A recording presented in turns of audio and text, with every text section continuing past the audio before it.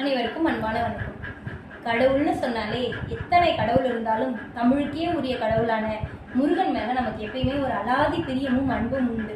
வேலவான்னு கூப்பிட்ட உடனே நான் உன்னை காக்கவான்னு ஓடி வரக்கூடியவர் தான் முருகப்பெருமான். இந்த முருகப்பெருமானை பற்றி சமீபத்தில் நான் படித்த ஒரு விஷயம் எனக்கு ரொம்ப பிடிச்சிருந்தது. முருகப்பெருமானை கார்த்திகை பெண்கள் வளர்த்துக்கிட்டு இருக்காங்க. பார்வதி தேவியார் ஓடி போய் அவர்களை ஒருங்கே இணைத்து 6 பிள்ளைகளும் ஒரு பிள்ளையாய் காட்சியளிக்கிறது. அந்த நேரத்தில் மகிழ்ந்து கொண்டிருந்த நேரத்தில் இந்த கதையை கேட்டுக்கிட்டு இருந்த ஒருத்தர் சொன்னாராம், நிறுத்துங்க, எனக்கு ஒரு சின்ன சந்தேகம். ஏங்க முருகருக்கு ஏதாவது பிரச்சனையா? இல்லையே, ஏன் கேட்குறீங்கன்னா 6 முகத்தோடும் 12 கரங்களோடும் காட்சி கொடுக்குற அவர் ஏன் 12 பாதங்களோட காட்சி கொடுக்கலன்னு கேட்டாராம்.